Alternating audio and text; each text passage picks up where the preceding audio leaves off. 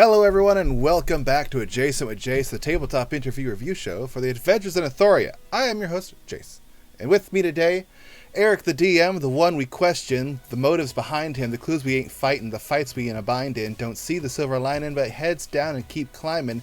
In the rough we're the diamond, to the top we keep rising, but get TPK'd if we chime in. Hello, Eric. Hi. It was a pretty quick intro, but I had a lot of rhyming in. So I gave myself that leeway. What are you doing? Why are you looking down? You're not allowed to look down. I am making notes. Oh boy. We just started. You were taking notes Well, earlier. we talked about so many interesting things before the stream started. I'm like, wow, you're right. That is an excellent way to challenge and, kill players. Well, I'm not helping out our party, clearly. They don't let me backseat DM during the game, so I gotta do it. Yeah, you're not helping at all. You told me I needed to not worry about hit points and just tell them they're dead. Yeah, just hit them. Ah, they're dead now. That being said, we did briefly talk about, before the show even started, a couple of cool, interesting concepts we could possibly go over today about Ginger and them playing 3rd edition. And what are some concepts from the chat? We could bring in some questions of like possible monsters or ideas from 3rd edition. We could talk about magic items potentially that we could bring in from 3rd edition. Concepts from older editions we could bring into 5th edition for when they make that 5.5. But starting off the show, thank you, Eric, for showing up on time for my show, even though for the Dungeons & Dragons ones you don't typically always show up first. I'm usually there pretty early. Top 5. Usually top 5. Wait, there's only 7 of us. Yep, I stand by my statement. Hey man, I get off work and I go and eat, and then I watch YouTube until... Actually, no, the truth is, most of the time, I keep Discord closed. So it's like shit, I haven't got a notification from Jace yet. Oh shit, my Discord's not open. And so I'm like, oh, yep, there it is. 7 minutes ago, he sent out the link. And then you make the mistake of, during the episode, while looking over at the Discord, when you know we shitpost in there. It's a dangerous spot. Well, but I know, but here's the problem is that people also private message me during the game too. So like I'll pop over there and it's just like, oh god! Next thing you know, you see just some raw meat. Lots of stuff that I was not expecting to see. Going on. Yeah. So.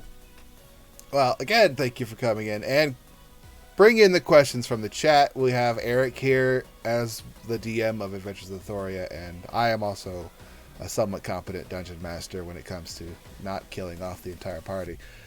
So I have questions for that. We do have questions lined up already, though, because it's been a while since Eric's been on.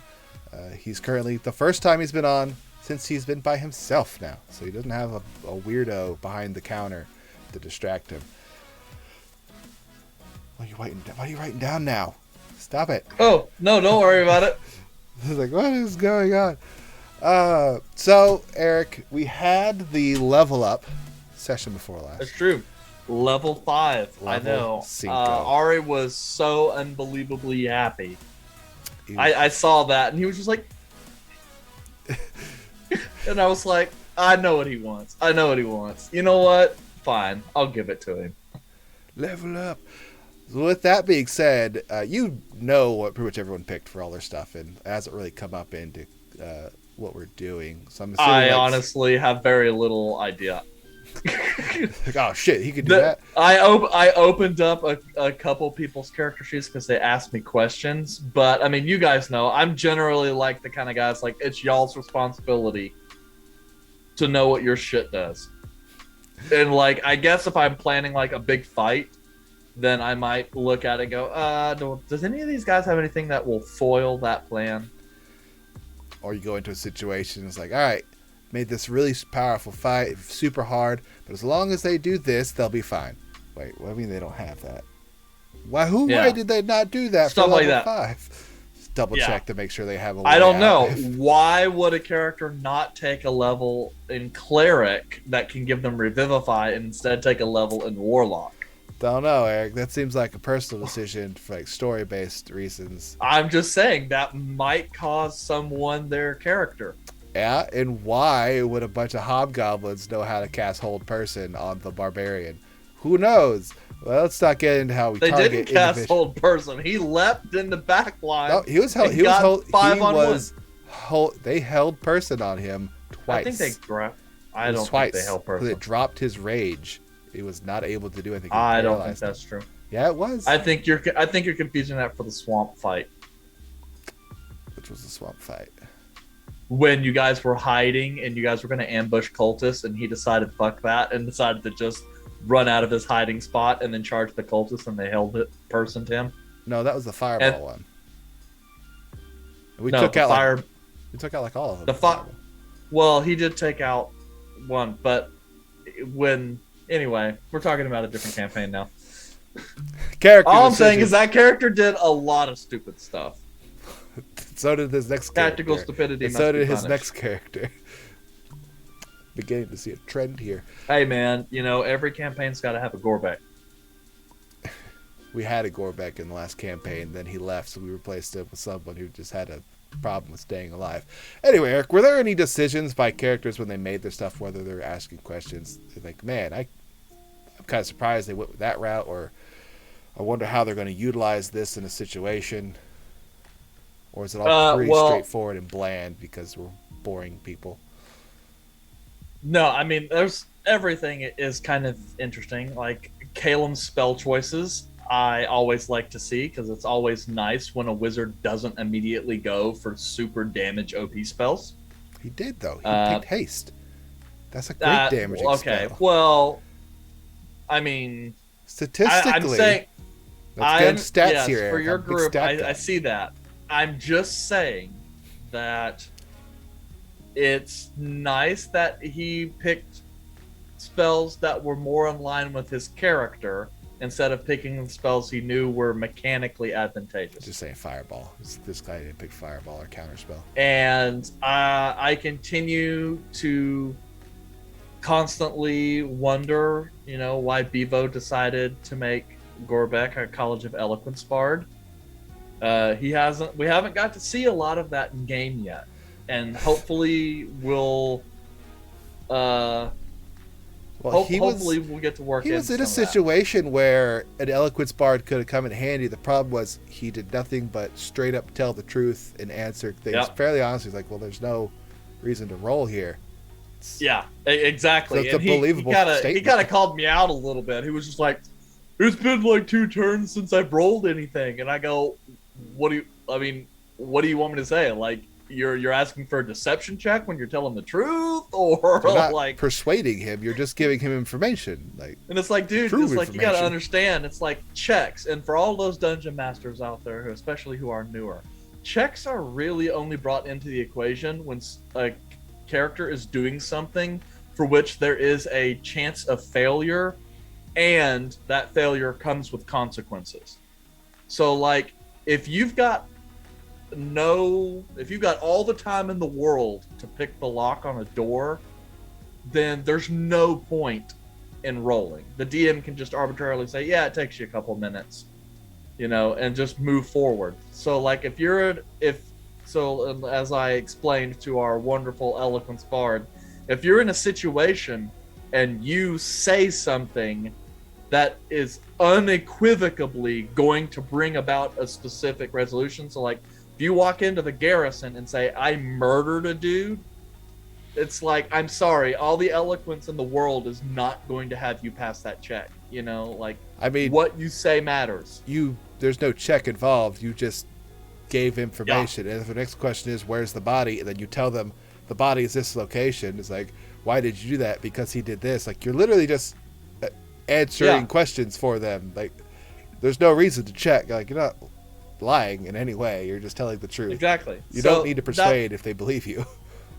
Yeah, and so, like, there's generally like a call to action, and so, just a note there for anyone who wasn't clear or maybe has a different game and like why checks work, and why when my players are doing stuff in game, I don't have their characters roll checks as often as other DMs might.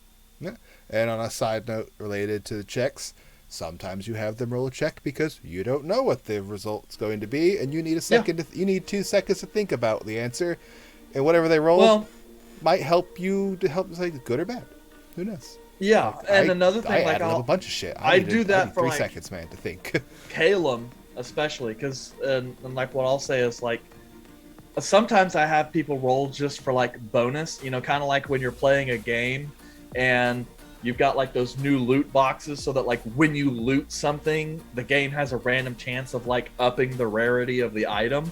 It's a lot like that. Like if Kilmo's like, what do I know about this? It's like, I know Calum has all of this information, but let's see if he has any information on top of that. And I, you know, so that is also like shit on all those checks too. Right, and so like that might be explained, like when he rolls a 4, why he still gets decent information. It's like, because I told him the shit he's gonna get regardless, and I'm just having him roll to see if he has any other juicy bits. Bonus. Yeah, I only know what I only know what Calum picked because I don't really know much about the other guys. Because I'm sticking true to my word. Calum picked. I'm sticking true to my word that I'm not looking at other character stuff. I did look at hit points, so I was kind of curious how close Calum and Arthur stay together, and they're once again 1 hit point away, and then that's hilarious to me. And then Volred got into the 40s finally, so like, yeah, cool, big hit points. But 2 on to some boxes for a 5-piece chicken from Chicken Express. I'm well, gonna go if you bring me. Yeah, if you bring some Chicken Express, I mean, I might give some loot boxes. Sugar As I've cookies. said many times, I can be bribed. The frosted sugar cookies was the big deal, and some cinnamon rolls. And ginger ale. Yeah, that's how you get to those epic levels. Question for the DM: now that the party is level 5, are you ready to take the training wheels off? Oh yeah, I already warned them. It's like the party can tell you, and like now we get to the fun part of the Dungeon Masters. Yeah, that is happening because people are like, we're not really doing anything, and it's like, well, you guys aren't level 5 yet. It's like you hit level 5, and it's like, all right, guys, tutorial's done. Now the world is open. It's a tutorial where Gorbek was fucking around, and now he's going to find out. And now it's going to be like, okay. Plus, you know, I've already, you know, warned him. It's like, look, man, dude, give you some grace. Training wheels are off now. Like, shit's hitting the fan.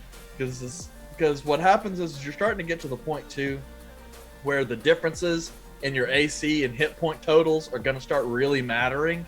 So, you know, like, Izal's going to be packing on a couple extra Calums of hit points over and above Calum's hit points, you know? And so, you know, some shit's going to roll Calum's way that is not going to be good for him. And Volretta's going to learn the hard way. If he stays in the back line, he'll be attacked in the back line. Giant boulders being thrown from hill giants. Oh, yeah, I love giants. That. Fuck. Who hit me? I pegged him. Oh, I was so happy. Who hit me with a goddamn boulder? And I got up and went over there and kicked its ass. Yeah, and level 5, if you go by CR, if we were to fight a spellcaster of equivalent CR to what we are, they're like a level 8 or 9 wizard comparatively. So we're facing big time spells now, potentially. Just off big of boy that. spells. We're definitely going to start facing fireballs. Definitely some 3rd level spells are going to be coming our way a lot more often. Yeah. The big booms. And I just kind of have to decide, because the other problem is you guys have more players this campaign than there are last campaign. 2 extra players. So that means the balance goes out the window just a little bit. And yeah, I have to decide how much of the old-fashioned TPK DM Eric, you know, I want to be. This shit's still hard, Eric. Those were unfair encounters. Yeah, well, I'm saying it's like I'm trying to decide which method I'm going with. Do I take your little lobster party and just drop you in the boiling water and make it fast? Or do I do the thing where I put you in the water and then slowly bring you to a boil? You know, like how do I want to cook you guys? Aggressively. Okay, well, enough with the how to kill the party question. On to the next question. Question for DM. How long did it take you to figure out how to deal with the results of the past few sessions? Was it easy to come to the sending them on the suicide mission or no? Well, it depends. The suicide mission is one of many outcomes, or one of many suicide missions. Well, I was gonna say it's one of many quest lines that I had planned for a long time. Because you guys know I'm not throwing anything at you guys. You guys are gonna engage with it just kind of organically, and so there's probably gonna be lots of quest lines that will lay abandoned at the end of this campaign, and that's fine. Because I'm going in there knowing about this. What happened to that island? I don't know. Y'all didn't do that quest. Yeah, y'all didn't do that quest. Yeah. Yeah, save that, for another campaign or something. But yeah, I mean, it didn't take me that long. The real question just became is, how hard am I going to hit back? And and I got feedback from our moderators, and was like, hey, that's not fair. I know them. They're mean. Yeah, I know. I was like going back. It's like, look, guys, this is where I'm at. Do you guys think I'm being too harsh or too lenient? And they were like, yeah, you're being way too nice. It's because they know you too. Like, this isn't how Eric does things. Well, even then they're like, it's like, you're a sissy DM. I was like, whoa. All right, fair enough. Fair enough. Yeah, and that's a good point. Like Tanner Rosen says, we just got done throwing axes, so I think everyone was feeling really choppy at that moment. Just violence and chucking axes. Yep, they were all like, they had their inner resolve going. Just handle. Fuck.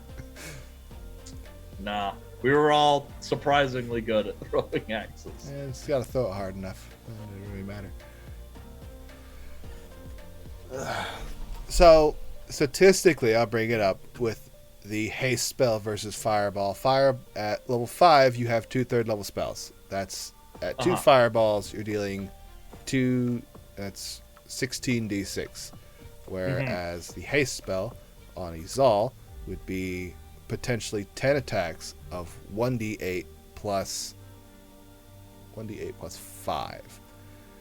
So you're doing 10d8 plus 5 compared to 6 attacks. You get 2 attacks for 1 minute. You're saying the extra attack from haste, so 10d8 plus 5 does more than the 16d6 statistically. True, but you're also giving up the opportunity cost. It's like, in that same minute, how many other fireballs do you get to throw out? Only 2. 2. You only get those 2, and then but with haste, you have your other spell slot you could still cast as well, which over the next minute would then be another 10d8 plus 5. So statistically, it comes out to the difference. I mean, I could see that at that level, but I don't know. I just think that even if you got rid of fireball and you switched to lightning bolts or even cantrips, because you still have to figure that out. It's like, oh yeah, I was going to have fireball. It's like, okay, yeah, I get that. But in that 1 minute, you're creating this extra damage, and I could drop a couple fireballs and then just, spam firebolt or lower level spells. Just based off statistics. Also, fireball can hit more targets and deal extra damage depending on them. But there is the caveat: you could technically minus any damage you do to an ally as a negative towards it. So. Yeah, and there's also, you could get hasted, and I could bash you over the head with a rock and knock your character out. Yeah. Turn 2 of that haste. So it just kind of depends on where you want your risk. Haste is a bit more utility compared to fireball, although fireball is a form of a skeleton key if you don't need that building to be there anymore.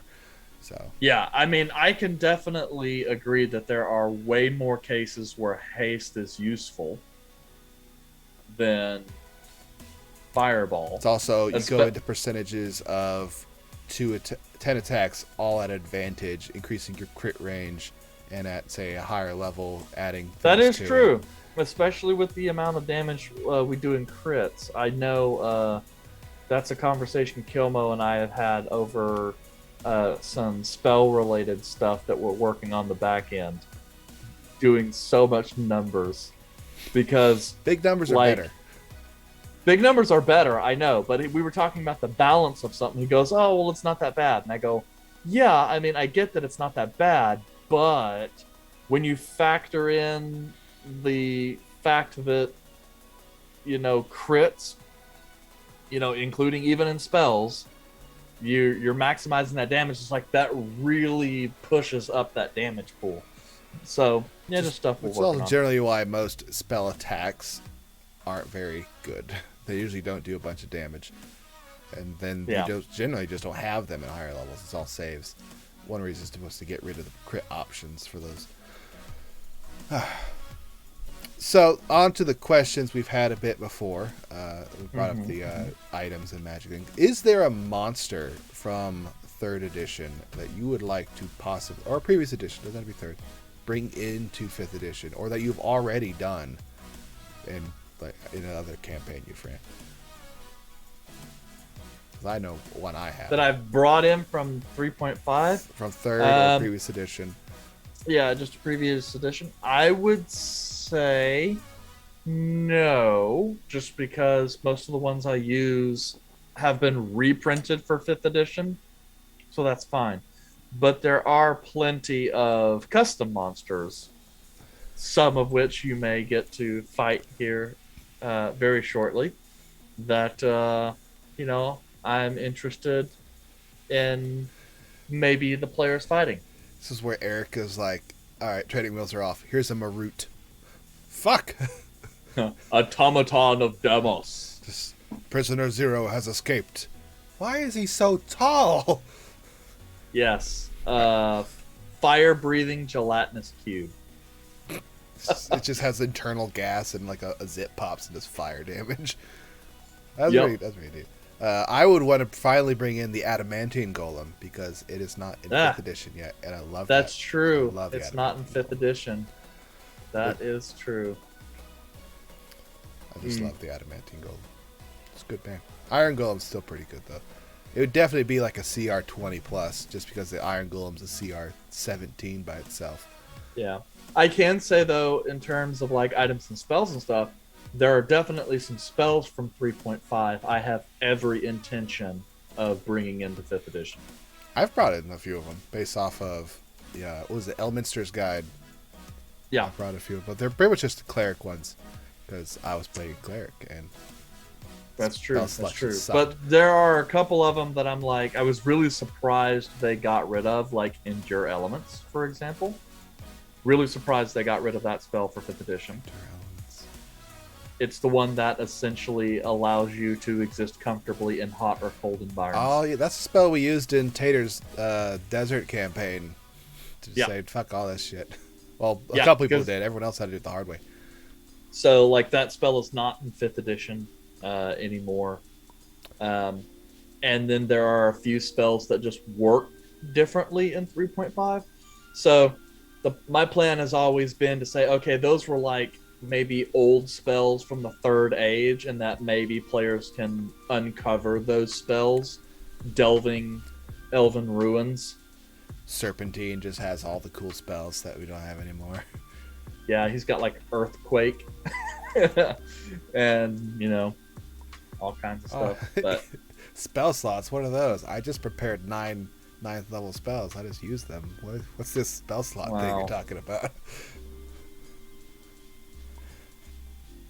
You got to spend more than an hour in the ruin to find those spells. Like, we're surrounded by ghosts. You got to delve deep. That's one of those situations where this party they delve too deep and greedily.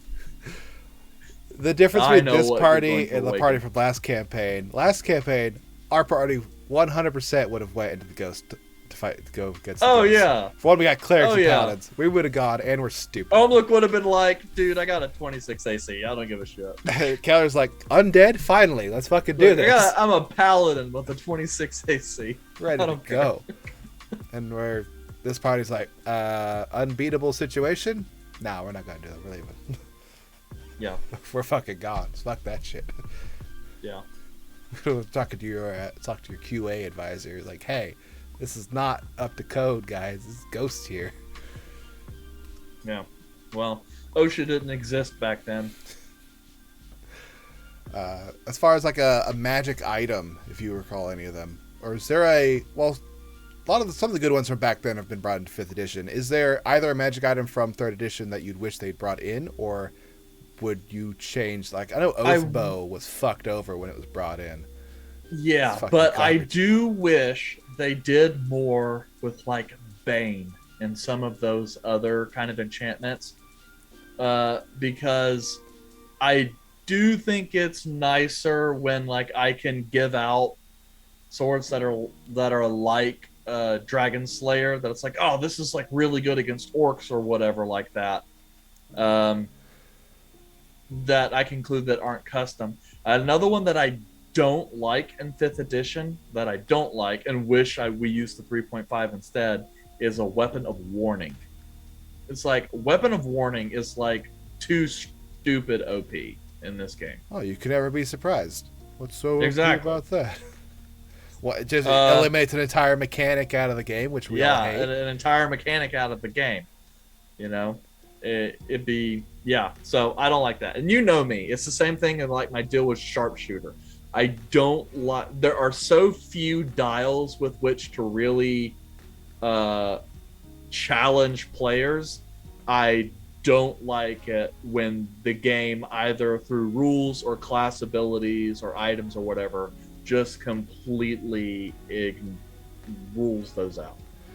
I think they could just make a magic item called a Bane weapon, and it's like, Bane, it does typically this type of extra damage to this subclass of creature, and then here's other, like an advanced magic item, like the moon, is it moon sword? The Moonblade. Yeah. The Moonblade has like so many different options based off of just rolls of you basically build your own OP magic weapon. But like Bane could be something similar to that, only it's a lot smaller and has less to choose from. And I did, you know, like in last campaign, Malinar had a dagger of Monstrosity Bane, which was just one extra D6. You know, it wasn't like Dragon Slayer. But the idea is, it's one of those things. Like, I like it when it's only useful in against one particular kind of enemy. But if you've got it, it makes those weapons kind of more useful. Yeah, I personally am against extra dice worth of damage until later in the game. It is until recently characters in my campaign have started to get weapons that just do some extra damage without really having to work for it. Because I don't like the way it greatly compounds the damage and makes things really OP. And I prefer letting the characters utilize their class abilities and not necessarily, I got cool magic shit I'm going to use all the time. Yeah, and I know like in 3.5, Holy was an interesting one. Because like, of course it did, you know, extra damage against undead and all that stuff. But it, you know, the blade was treated as like a +1 magic item, but when you fought those kind of creatures, it suddenly became a +5. So like that would be kind of cool in the sense where it's like, cool, this is just like standard magic, or you could even say it's not magic at all, but it can count as a +2 or a +3 weapon against a certain type. You know, little things like that. I just think it well, I say little things like that. It's not really little, but you know what I mean. Yeah. There's a little quick question. What is the highest plus for a weapon that is officially listed in Dungeons & Dragons 5th edition as a straight like +1, 2 or such? +3 in 5th edition. Incorrect. It's +4. There is Where? a +4. I believe it is it's either a battle axe. I think it's one of the, like a battle axe or a hammer. That's a +4. Like the Berserker's axe, like an artifact. Berserker. I think it's an artifact. It is a +4. So like the Hammer of Moradin or the Giant Cleaver. Or wait, Giant Cleaver's just very rare. I can't remember, but I know it's +4. It actually comes up in part of it when you're looking up like pluses for like weapons and stuff. And it's the only one that goes to +4. Yeah, I don't really count that, but yes. But it is unofficially you listed are +4. technically correct. You are technically correct. So let that guys out there, if you want to say I'm breaking the rules, I'm making a +4 weapon. Technically, it exists. So go ahead. Just remember, though there's a we would reason note things go to +3. Yes, that is an artifact. So keep that in mind. There's one of them. Yeah. What's your opinion on magical ammunition stacking with magical shooty things? Well, I am crazy because I don't technically believe that magical bows or crossbows should impart magical benefits on their ammunition.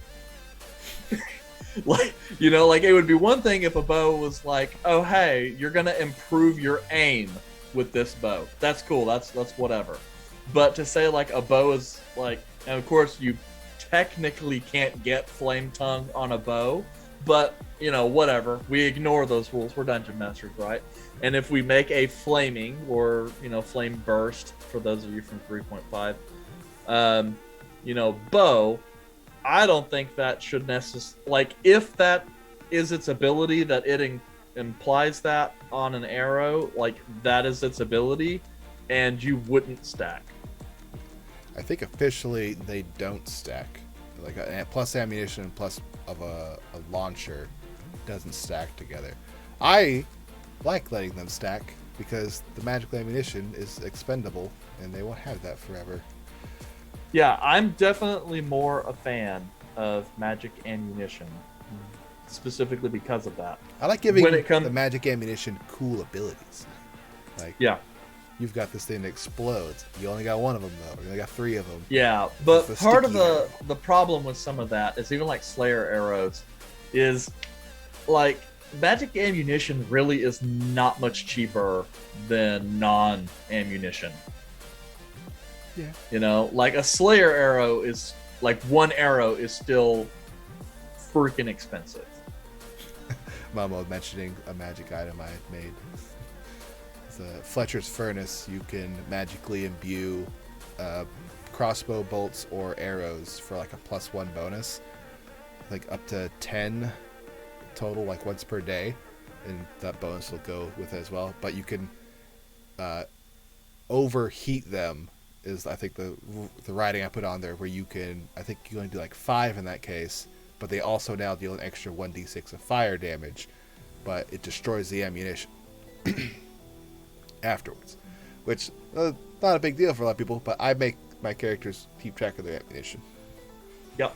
That and my player who uses ammunition in the game should too. I was actually thinking about that earlier today. It's like, I don't recall Volred ever saying that he had to go buy some arrows. Let's say he's fired over 20 times, but and also if you're not going to go buy more, like Momo will go and say I try to recover some of my ammunition from. Like, cool, survival check. And then it's like, oh, you recovered. If your roll's bad, you wind up breaking some of them. And then he'll go buy more. Yeah, I think though, and I don't know whether or not this is 3.5 or 5th edition, but I think the assumption is half of the ammo you shoot, it breaks, just in general. Yeah. I think in 1 edition it might be 10%. I don't know. But there is assumed to be a certain percentage of loss, regardless. So much. That's the whole point. That's why it's not expensive either for ammunition. On to some questions that have come in. Question for DM: which character do you foresee giving you the biggest trouble in the long run, or you'd have to plan around? Arthur. Druid, old drunkie. Yep. Druid monk. That's going to be a combo, just because Sean gets kind of crazy. So I fully expect him to come up with some ways to, I don't want to say abuse, but to max that situation. I don't think he'll do it on purpose. I think he'll unintentionally, like, hey, this works, cool. But I mean, like, like any player, when you get in the mood and like everything is jamming like exactly the way you hope, and your character's firing on all four cylinders, you get a little murder hobo, you know, and then yeah. See, I would have thought that it would probably be Caleb because wizards. Nah. Nope. Kilmo has promised me that he would behave. So you have preemptively taken care of that problem. I've preemptively taken care of that problem, yes. Kilmo definitely said he wanted to play Calum for the character, not the class. Personally, would just play both.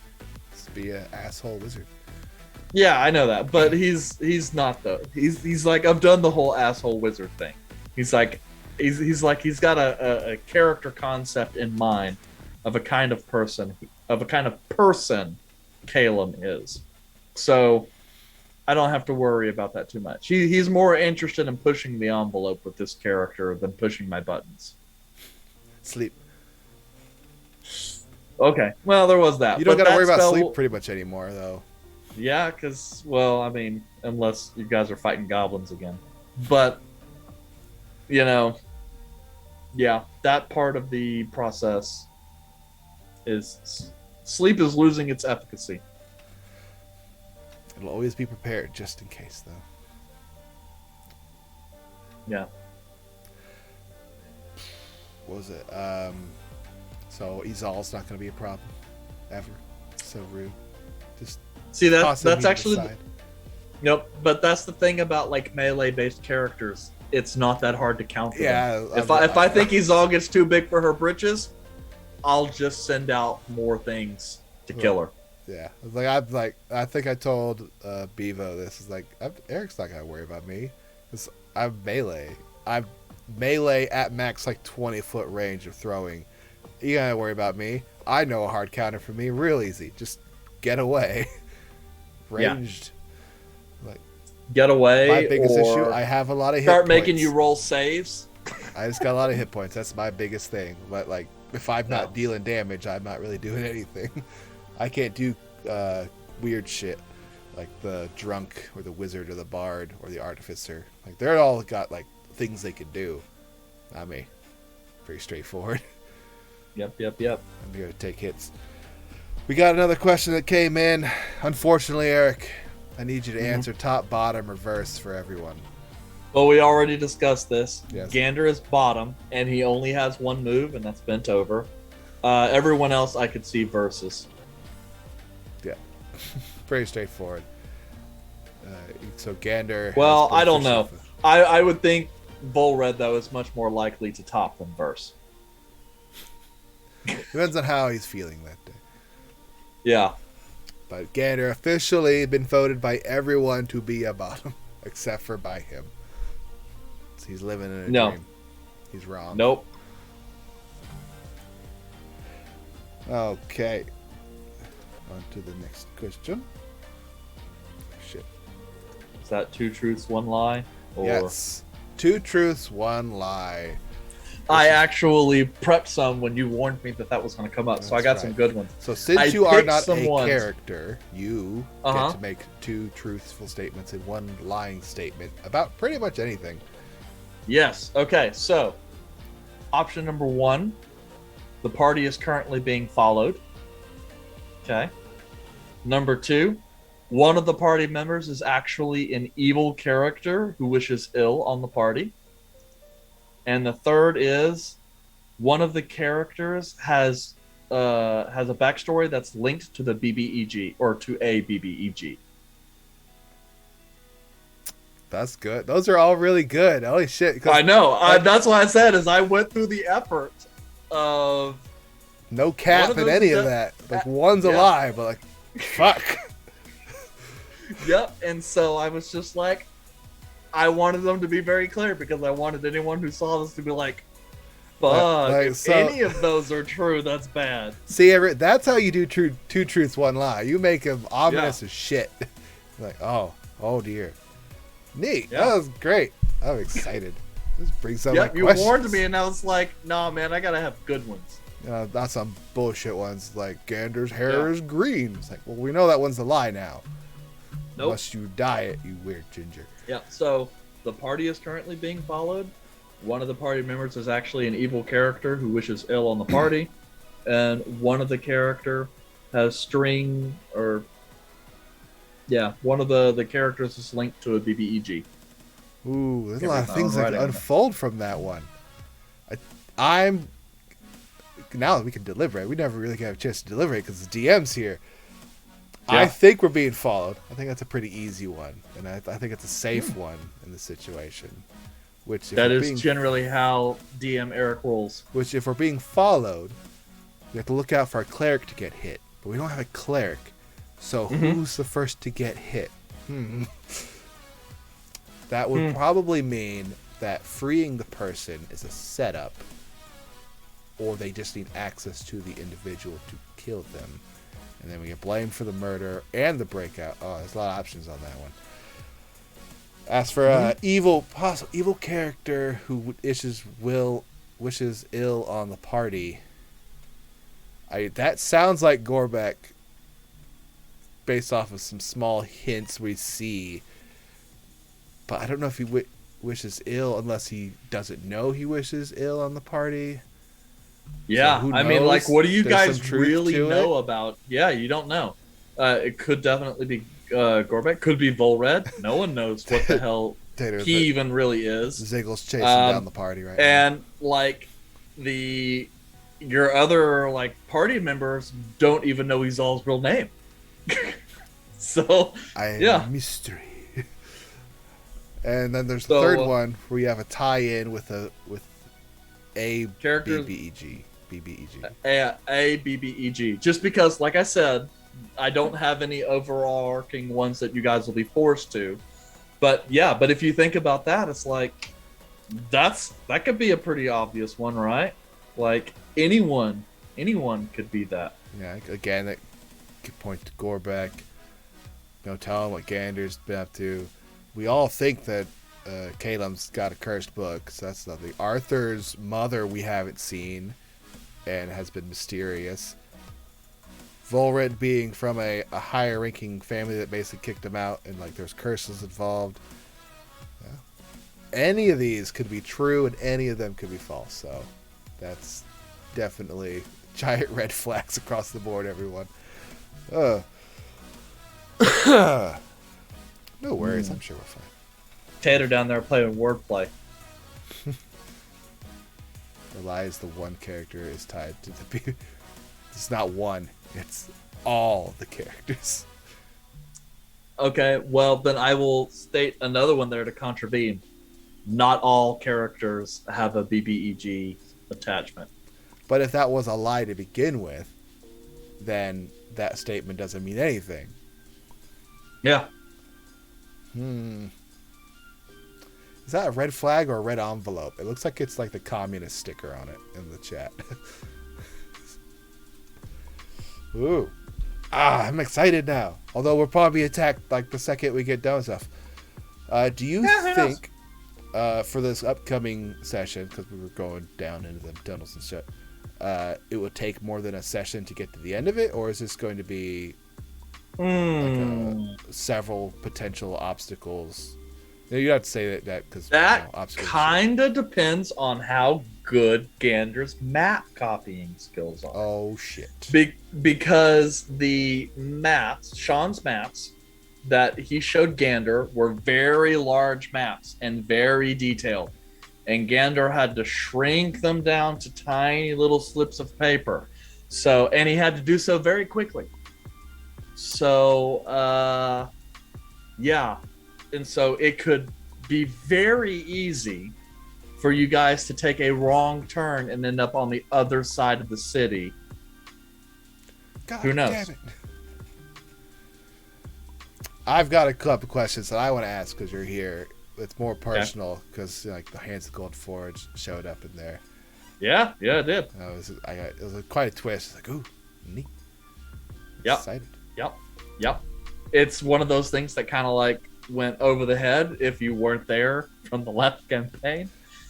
You know, if you're like Rab or Bevo, it was like, I don't understand. I don't get it. Oh yeah, Tater found the one of the. It wasn't a great sword though.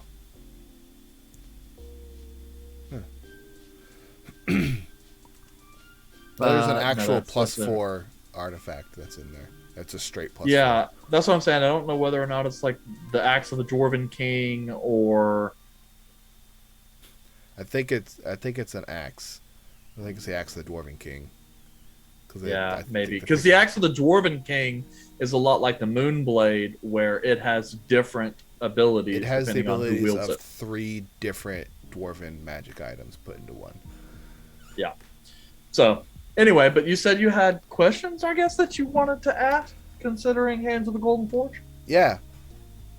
What are they doing down here? And can we hang out? And is there like a licensing fee we can get to be like subcontract? Not that I'm saying there's anything wrong with the name S&M. I'm just saying while we're here, maybe we get a name change going on. Some franchises going. Yeah. So like, were they just sent down for security? Was that? Well, no, they had no intention of coming to Bellathor originally. But, you know, it's kind of one of those things that's like a diplomatic thing. Because, like, if you've got these two factions, right, that don't like each other, and that is Ty Belsay and Bellathor, particularly because Bale or Ty Belsay has something that Bellathor wants, and then this third party who isn't really, who's kind of loosely affiliated with both of them, goes to Ty Belsay, and like Bellathor's like, wait, hold on a second, and then he hears Ty Belsay is willing to grant this third party the very thing that they were staunchly refusing. Because here's the deal, like, I mean, Izal doesn't necessarily know this, but, I mean, the characters in the game could tell you, the magiocracy of Bellathor, and you guys have seen, they definitely kind of have like a two-tiered system there. And the people who are in power do not like being second best when it comes to magic. They are not those kinds of people. And they look at a power that, I mean, because, you know, Ashgar was once owned Bellathor, and Bellathor was a prison colony, you know. We're Australia. So, yeah, so there's like a lot of bad blood between there, and so basically, like, their former imperial occupier is now getting top secret military, you know, resources from this other people that we've been trying to get. It's like, nah, man, we need to get some more information on that. And then, like, what's Ashgar gonna do? Is like, do you decline the invitation and just make Bellathor more uneasy? Or you're like, yeah, sure. I mean, we'll accept your invitation, you know, just to show that there's no funny business. Meanwhile, somewhere deep beneath the earth, it's like, yes, I have this atomic bomb. Here, Ashgar, take it. Make sure you blow up Bellathor. These islands are ours, bitch. New elven colony that stretches the entire archipelago. Sorry, I wasn't supposed to reveal that. But twist. It could happen, though. It could happen, though. An artificer willing to go to I don't know. That's a interesting concept. Something that could happen. So we need to hitch a ride with them when they go over there. That's what we're figuring out. After we don't become wanted criminals for breaking someone out of jail. That would help. Or if you are somewhat caught and escape, that's a very good way to get the hell out of Dodge. Boat. Get on a boat. We're diplomatic. Going. I need, what is it? Parlay? Diplomatic immunity? Yeah, diplomatic immunity. The other word for when you have someone, like, holds you for safety. Like a hostage? Asylum? Asylum. Asylum. I'm In from Ashgar. North. That'd be it. Yeah. These are my 5 other friends. Can they? Yeah, come you inside and Gander are from the south. Like, you guys are so far south. Like, if you guys disappeared, no one would ever know. The trick is to always send letters here. Yep. It's all those people up there in the north who are like, see, it's all's problem. She went down south. No dwarf goes that far south. Except for See, that's what happens. Except for when zealots. dwarves go that far south, they don't come home. They make dumb life decisions. That's Yeah, what they do. actually, that's a good point. What is it about zealots and dying far away from their home? Because it fucking sucks up north. Ain't nothing going on. Like, oh, let's go hang That out is in the true. mountains It and is be winter miners. like 10 months out of the year. Fuck this. Let's go get some sun. Jeez.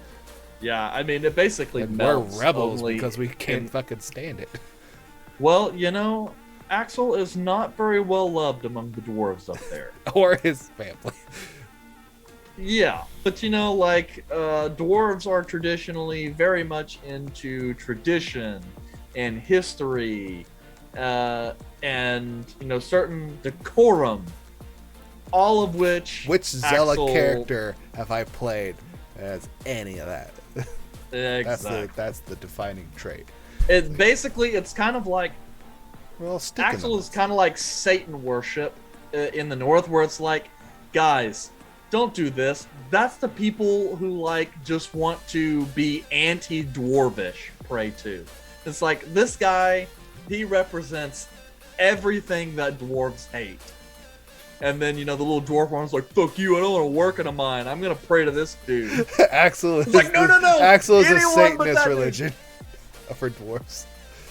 Like, nah, we're pretty cool. We let you just do whatever you want as long as you know you're. He's like, okay. yeah, the fallen one. Yeah, that's a pretty accurate statement on there. It's like, we don't fucking give a shit. Yeah, but just the way I always talk about it, like why there are so few clerics of Axel. Only adventurers. No one would be a Yeah. cleric of Axel and stay in Mordun. They would. Yep. They would be traveling. Anyone who's a cleric of Axel has traveled, and they adventure and do shit like that just because that's his MO. Like, you know, on one hand, it's like Axel is an outlet for all of those people who are not quintessential dwarves.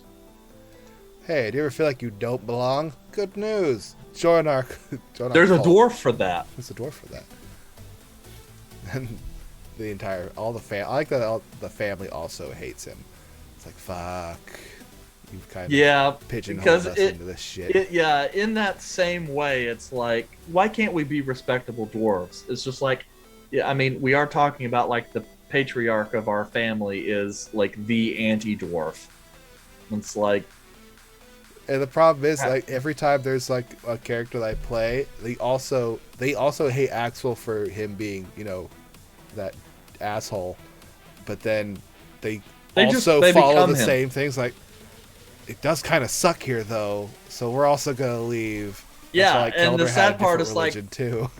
yeah, by the end of it, yeah, because that's true. Because like Keldor didn't worship Axel, He or actually- like, no, I'm gonna go do. yeah, something he did the ultimate middle finger. He went and worshipped it. to find Well, I some- guess Eleneth wasn't technically an elven goddess, but I guess and ancient. a non-dwarven deity.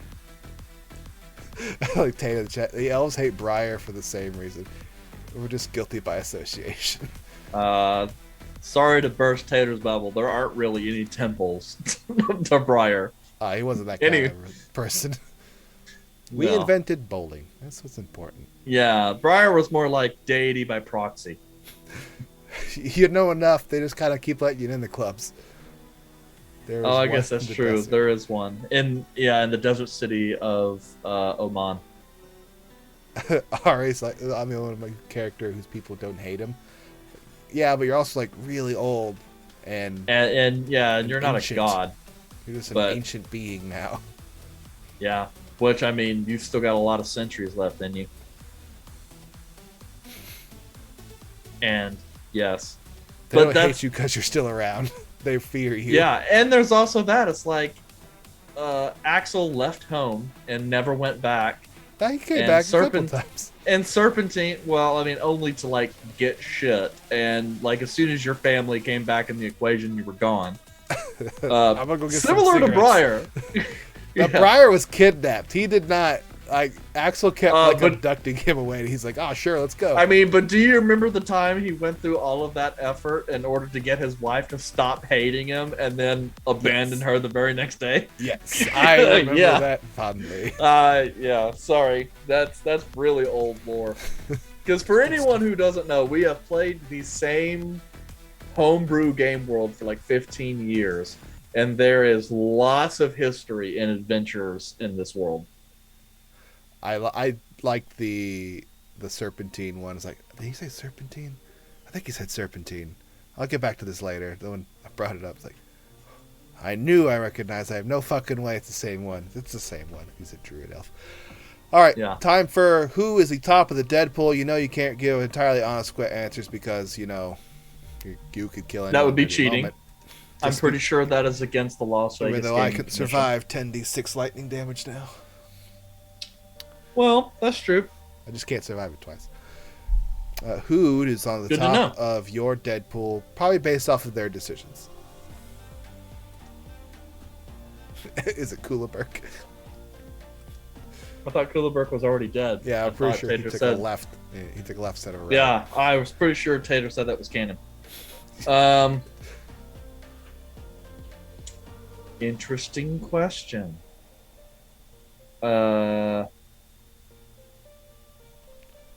I'm gonna go Gander. Yep. Gander. Yeah. I want to say Izal, but in a certain respect, I think you're a little too smart of a player.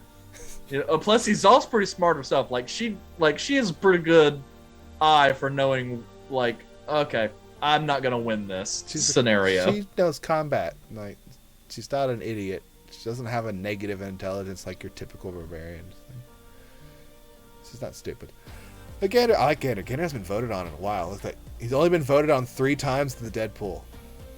Yeah, he's kind of a sleeper. No one's ever really worried about him, but he also, like, he's not safe really in combat.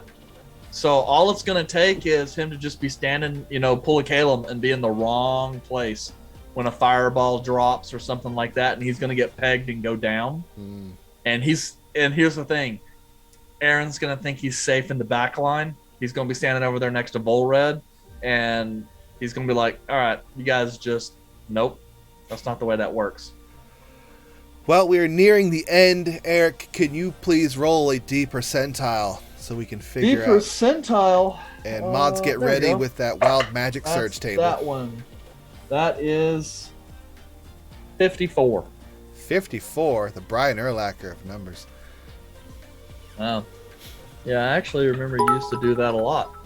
Numbers. Like anytime someone rolled a number, you would tell us who in the NFL had that jersey. 1 through 99. 54. You are immune to being intoxicated by alcohol for the next 5d6 days. I'm a dungeon master, so that's a pretty nifty one. Although that would fuck over Volred. Volred and Artie in my campaign. Like, fuck, I can't get drunk. This is awful. Why can't I feel? That makes me kind of crazy because, one campaign I had on the Saturday when someone had made a pact with an archfey, and Lyle or someone was forced to. It was Spud. Spud was forced. His character could only speak in rhyme for several days, and he was like, "How the?" He's like, "This is bullshit," and I go, "Well, I mean, that's the Geish," and I said, "But technically, if you speak, you have to speak in rhyme. There's nothing saying you have to speak." So he was silent and just wrote again. Well, I mean, the Geish eventually. Oh yeah, Geish. It's only for 7 days, isn't it? Or 10 or 30? It's for a D. I think on that one I just had rolled a D6 and added 1, and I rolled really low for him. Bah. Well, Pan, man. we had a. Pan doesn't sell shit for gold. He sells shit for geishas. What can you offer me that's not, money?